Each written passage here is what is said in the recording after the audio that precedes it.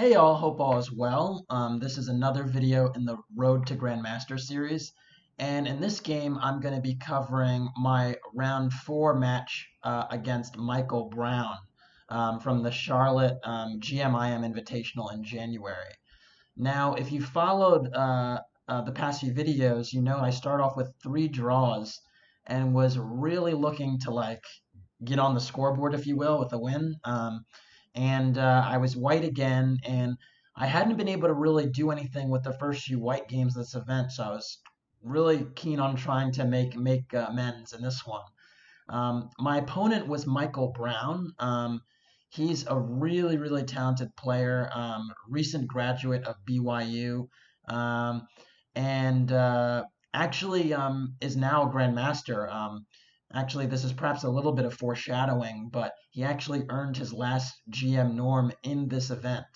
So, I was very happy. I was very happy for him. He actually was 2,500 for a few years, but had still been missing that elusive third norm. And normally it happens the other way, where you actually have the norms, but you don't have the rating. So, well deserved and very happy for him.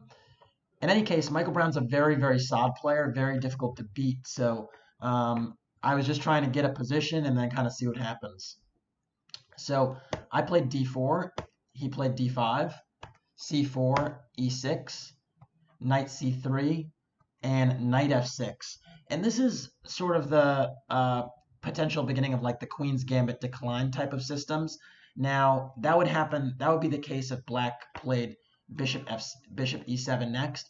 But the other thing is this setup is really flexible because you can also consider c6, and that would be a semi-Slav, or d takes c4 is a Vienna game, and bishop b4 is a Rogozin. So this tibia, if you will, with knight f6, e6, and d5 is extremely flexible and almost is like the Rui Lopez from the standpoint that Black has several different ways to handle the position. And so does White. I mean, White can consider e3, White can consider knight f3, White can try and gambit a pawn with g3, White can capture on d5, even bishop g5, and I went for bishop g5.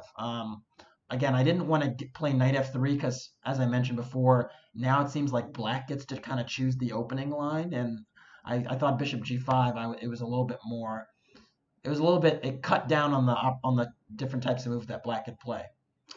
So after bishop g5, Black played knight bd7, and then if I play knight f3, we might transpose to some type of a Cambridge Springs semi-Slav, which is a topical line that's been played for about 100 years, actually. If I remember correctly, it goes e3, queen a5, knight d2, takes, and then notice the bishop on g5 is hit here, so now this type of situation happens.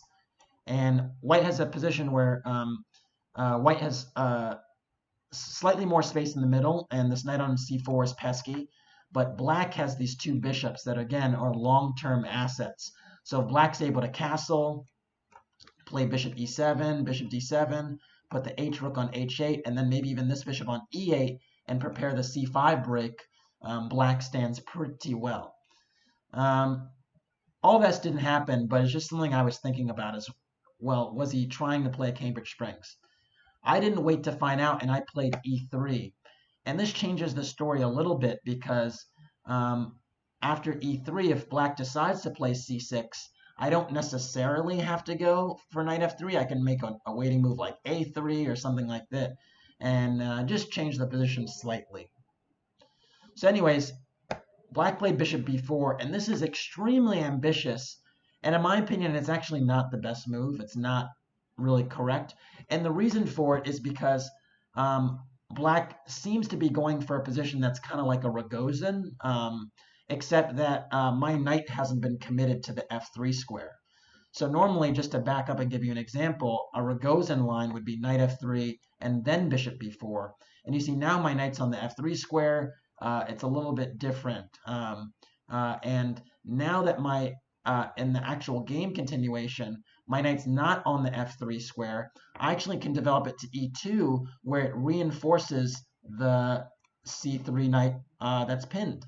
So black doesn't have the same opportunities in terms of playing like h6, g5, and knight e4, which is annoying pin and taking all this space that actually happens in the Ragozin. So I was a little bit surprised by this, and I decided to play c takes d5. After e takes d5, I went bishop d3, and again, you can see my next move is just putting the knight on e2. And normally, black is just rushing to play this knight e4 move with h6 and g5, but it just doesn't have the same venom here. So c5 was played. Just to give you an example of what I'm talking about, if h6, bishop h4, g5, bishop g3, knight e4, it's just not the same thing here. First of all, I can even take here if I want, and this might be a playable position. But I can also just go knight e2, and I'm reinforcing my knight here on c3. And a move like knight takes g3 is not very desirable because I can take with the knight, and now there are really weak squares on the queen side that I could, or on the king side I could take advantage of. So after, but yeah, that's basically why h6 didn't really make a lot of sense. Or h6 and g5. So black played c5, trying to, play in the vein of the Ragozin, but this is, again, a better version of it for white. I played knight g2, not minding black playing c5, not minding black closing the position with c4, but black could even play, white can even play d takes c5 here. And the point is, okay, knight takes c5, I can even go knight g2, or even knight f3. And in both cases, I think white is a fine position because this isolated pawn is not too hot. Although black could take on c3, and there are positions where black argues that the c3 pawn is just as weak as the d5 pawn. So that's something that happens sometimes. Anyways, I played knight g2. Black played queen a5, pinning me.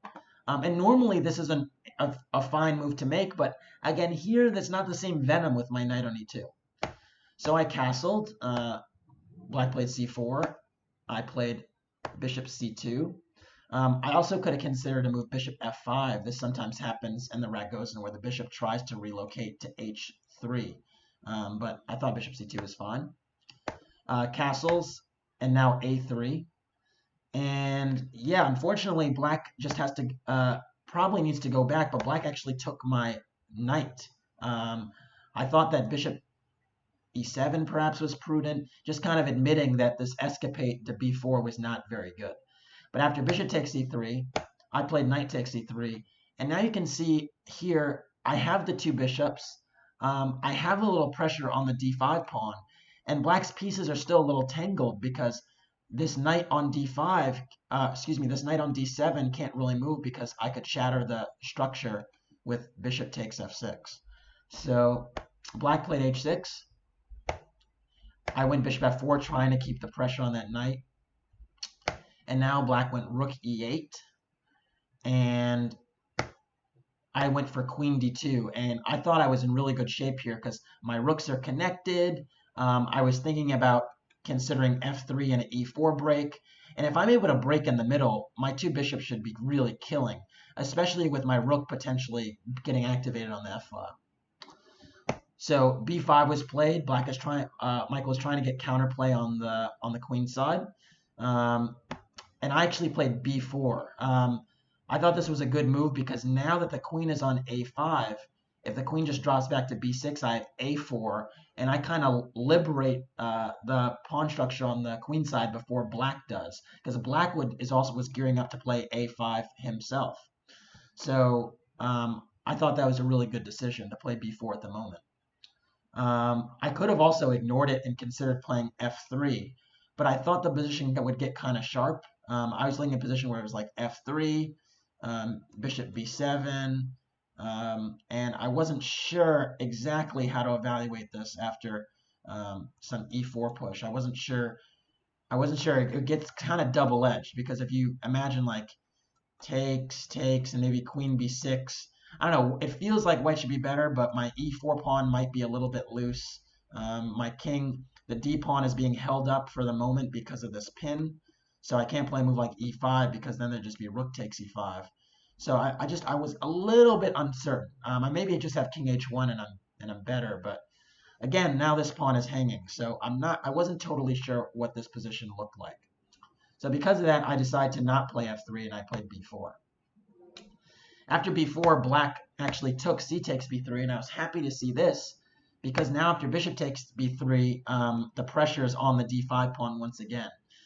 And now black played bishop b7, defending that one, and I played rook fd1, which has a little bit of a threat. The threat is for me to play knight takes d5.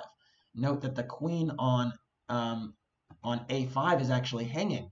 So let's say black plays a blah move like a6. I can go knight takes d5. Now the queen is hanging, so queen takes is forced. And then I have knight takes f6 intermediate move with check. And after this capture, now I'm a pawn up with the two bishops, a lovely center here, and white should probably win the game in the long run. So with that in mind, after rook d1, black played queen b6 to get out of that. And I went queen a2, which I really was proud of. And I thought maybe Michael actually missed because it's kind of an unusual move. But now I'm actually have 1, 2, 3 pieces on this enemy pawn on d5. And notice that black only has 2 defenders. So it's very unusual way to defend, but it's also very difficult to hold this pawn together. So black played queen c6. And that does defend the pawn, but you kind of don't want the queen on the c5 because I played rook ac1, and you can see now I'm just lining up my rook against this queen, and I still entertaining the pressure against the d5 pawn. Black actually went for rook ac8, kind of acknowledging that, you know what, I can't really hold this pawn because if you go queen d6 to get out the way, now the b5 pawn is hanging. Yeah, just a huge problem. And if you go queen e6, again the b5 pawn is hanging. So there's no way to defend the d5 pawn and move the queen away. So black played rook ac8, kind of taking up the gauntlet, and I was like, oh, okay, you're gonna go for this? That's fine. And first I went h3 because I really want to take this and uncover the rook on the queen, but I can't do it right away because after knight takes d5, there's a nasty tactic, queen takes c1, and after rook takes c1, that'd be a very unfortunate way to lose the game, right? Checkmate like that. So I have to cover my back rank first. So I play h3 to do that, and I still have the threat against the d5 pawn. And now black played queen takes c3, acknowledging that I'm going to take on d5 no matter what, not under favorable circumstances. And black was saying, you know what, I'm going to try and defend this position and try and hold this one, although it is a losing position. Just note that if black played like a6, trying to, maybe get the 2 rooks for the queen, I have knight takes d5, and after queen takes c1, I don't take right away. I play knight takes f6 check again, and after knight takes f6, now I even have bishop f7 check as well, and the king would have to move, and now I take on c1. And after my king goes to h2, you can see that I have multiple pawns I'm multiple pawns up, right? I'm 2 pawns up. The king on f8 is very vulnerable.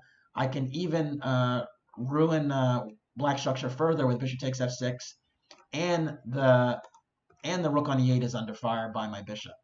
So this one would not take long to end. So queen takes c3, although it's not the move you want to make, is actually a good practical choice. And I found it surprisingly tricky to convert this position. Now I played rook takes c3, obviously, rook takes, and now the thing was, black is trying to control the one open file. So black's going to try and go rook c8, maybe push this pawn, and basically get some pressure going on the queen side, and even maybe knight e4. This knight can come to e4 potentially, maybe cause some problems. Maybe g5 at some point might be a move. If my bishop drops back, maybe black actually takes it and ruins my pawn structure a little bit and manages to take the e3 pawn. It's a tricky position still. I'm winning, but it requires some technique. So I started with bishop takes f6 because I was actually concerned about the g5 threats and having my bishop kind of caught out on the h4 square. So I took on f6, knight takes f6, and now I went rook d2. And my idea here was to actually say, you know what? One rook on the c file is actually more dangerous than the double rooks. And my queen on a2 was kind of passive at the moment. My rook on d1 was not really great. So I thought maybe if I trade this one, I can nullify some of the pressure, and then my queen could just fight against the rook. So after rook d2, black played knight e4, and now I played rook c2 trying to trade the rooks. Black played rook c8 trying to keep the pressure on. It's a good decision. And I played f3. The idea is just to kind of nudge that knight away. After f3, rook takes c2, bishop takes c2, and knight d6. Good move. Again, black is losing, but really causing me some practical problems, saying, you know what, now the knight's trying to come to c4, occupy a good outpost, and more importantly, also eye my a3 pawn, eye my e3 pawn, and kind of shut down the position to a certain extent, because if my queen has open files to operate on, white will win the game. So after knight d6, I went queen b1, trying to, again, get to one of those open squares. Now, if I get to b4, my queen can start to operate on different areas. And also as a multi-purpose move, because I was also eyeing the e4 push. So a5 was played. I was wary of this move. Again, black is trying to get something going. And I went for e4 because now the b4 square is taken away from me. I need to try and push through in the center and open up the position for my queen.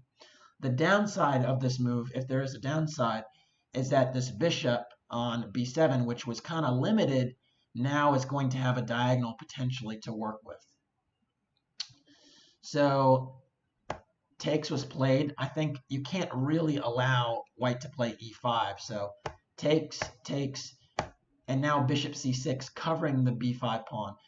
Note that knight c4 doesn't work because I have queen takes b5, and then I'm gonna pick off this bishop on b7. An endgame like this would be completely winning for white because this a pawn isn't really going anywhere, and my queen can shuttle the d pawn up the board. Especially this knight is kind of out of play and not going to really participate. So after bishop c6, I played d5, and I took some time playing this move because I thought now it's kind of a critical position. I want to open up. I need to kind of get things going. And black played bishop d7, and then I played e5. And again, the idea was to blast open the position a little bit, discoordinate black to a certain extent, and stop blacks from easily going knight c4 and just dismantling my position. So knight c4 was played anyway, and again, I had seen this coming, but the thing is I need to continue onward, and I did with bishop f5. I thought that was a very important move. If you notice, my queen has been on a2 or b1 and sort of not finding the active file, the active play. And I thought that once one of the minor p6 exchanged, now my queen would start to wreak havoc. So knight d2 was actually played, and I actually missed this move. I was looking at knight takes a3, and after knight takes a3, I thought I would actually go queen d3, very, very important move, and I thought this would be winning. Because now I'm hitting the a3 knight, and I'm hitting the d7 bishop, and so you probably need to take like this. And I thought if the knight moves now, well, the knight can't move because the c8 rook is hanging, and okay, let's say the rook moves. I thought now I have e6, and I'm just in time to blast open the position and win the game. Note that, like, if f takes e6, d takes e6 should probably win the game because I'm threatening e7, and if rook f8, I can go queen d5, a really nice centralizing move, also threatening e7 discovery check. So if like rook e8, e7, king h7, queen f5, game over. So I felt like I was almost there, and then knight d2 is a move I kind of missed, and it's actually a pretty good move. just causing a little bit more problems. So I went queen d1. The reason I went queen d1 actually is there's a really interesting trick. If I go queen d3, I thought there's rook c1 check. And after king h2, there's knight f1 check. And note that my king has to go back to the first rank. And now there's knight e3, picking off my bishop on f5 with and a discovery check. So again, there's always some tactics in the air, and I again, this is a move I should have seen, but I missed. So I went queen d1, defending against rook c1 check and attacking the knight. But now black gets to keep the bishop on the board and cause a little bit more tricks. So bishop f5 was played, queen takes d2, and I did achieve the goal of trading one of the minor pieces, but I would have preferred to get rid of the bishop than the knight, because this bishop can potentially do a good job of slowing down my central pawns. So black played rook a8 to protect that pawn. And now I played g4. I thought this was an interesting move because I thought I was taking a little bit more space and dislodging the f5 bishop. You could argue that queen f2 was stronger. Point being is that the bishop retreats to d7, and now I can actually go queen b6 and invade with the threat of queen b7, actually. So if b4 is played, I don't actually take this pawn, but I play queen b7, and now I actually win a piece, because the only way you can hold both of them is to play rook d8, and that's only temporary because I can play queen c7. The details, devil's in the details. So g4 was a mistake on my part. Anyways, g4, bishop d7, and now queen c3. And again, you see, I make this move one move too late. Like, I mean, I'm still winning, but I should have gone for this maneuver sooner, getting my queen in, and I didn't. And this allowed black to play bishop e8, which is a nice move, tucking the bishop behind, kind of holding up for just a moment. And if black has time, black is going to try and push the a-pawn, maybe even with a pawn sacrifice. So I played queen c7, trying to invade, and black played b4. And now I played queen b7, trying to, again, harass this rook. Rook d8 was played, and now I took on b4, a takes b4, and again, the position is really simplified, but you can see here it's really my d-pawn that's the pride of the position. Black has done really well to trade a lot of pieces and still fight and stay in the game. And if I lose my d-pawn, I'm not winning, because black can easily set up a blockade on the e6 square and just kind of hold things together. So taking the b4 pawn right now is not really something I want to do. So I went king f2. Well, I didn't go king f2, but I was thinking about king f2, and I should have considered this one. The point was that I slowed down. I moved my king to the center, and if my king gets to d4, right, king d3, king d4, then I can take the pawn, and then I push my d-pawn up the board, and it's over. Instead, I played d6, and that was a howler. It was a howler. Again, if king f2, just to point it out, black actually can't push the pawn, because if b3, I actually just take it, and now I'm actually protecting the d5 pawn. And if black tries to play like bishop a4, trying to hold things up a little bit, I actually can take here anyway, and black's attempts to try and get a fortress probably shouldn't work. That's my consensus. They probably shouldn't work. But I wasn't totally clear, but I probably should be able to get my king in somehow. Interesting position to study, though. So instead, I played d6, and d6 doesn't throw away the win, but it makes it a little bit more difficult, because now this bishop on e8 can try and blockade the pawns. And so Michael played b3, which is a sensible move, and I took the pawn, and now bishop d7 was played, and now black is actually trying to blockade, and it's just a huge oversight on my part, huge oversight. So I went queen b7 back, trying to get some control, And after bishop e6, it looks like my pawns are immobilized. It looks like I can't improve at all. Now, I had one more opportunity to win the game here, and if you you may want to pause your video here and try to figure out how to win this position where it looks like black is nearly blockading.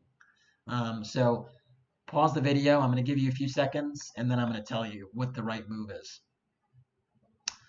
So the right move in this position is actually queen c7. And the idea is that I'm not allowing this black rook to get active and get on the c file. Note that note that after queen c7, if black plays rook c8, that actually fails to d7. Tactically, it fails because if takes, now I queen, and well, this rook is going to be lost with check. And if bishop takes d7, I just play queen takes d7, and this should be a winning ending. So queen d7 is very important. And then if black tries to get active, if like rook a8, now I have d7 again.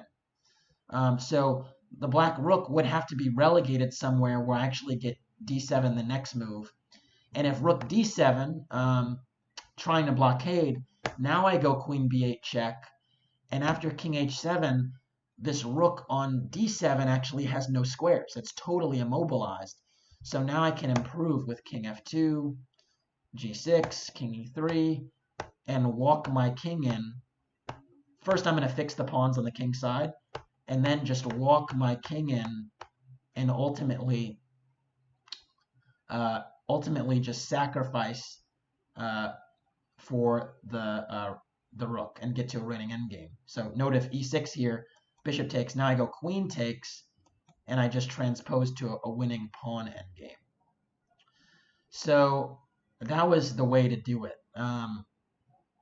And I saw that the rook getting to c8 was something that was something I probably shouldn't allow, but I think I just panicked. I was frustrated that I threw away so many chances, and this was the last chance. I should have taken a much longer think than I did. I did not, and I actually played king f2. And after king f2, the computers initially still think white is winning. But the issue is that after rook c8, there's really no way to improve. I went for queen e7, but let's say I go for d7. Well, d7 doesn't work because rook d8 back. And, if queen c8, they can just take, and the bishop holds a square. And otherwise, black is just taking the pawn next move. So I can't do that.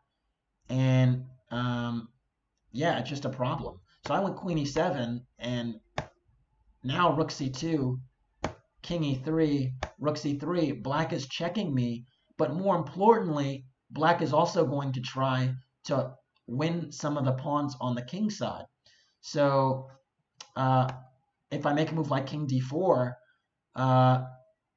rook c4 check is very important. Not actually taking on h3, but actually challenging my king again.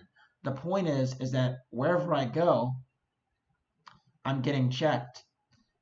And if I go to d2, well, that doesn't really change anything because black can go rook c5. And the point is that I can't push my pawn because of rook d5 check. And if I don't push my pawn, black is just going to take on e5 and easily hold this. So, unfortunately, after rook c2 check, I went king e3, rook c3, king d4, and I realized what I had done is I'd managed to allow a fortress, and once I got to e1, we actually agreed to a draw because, again,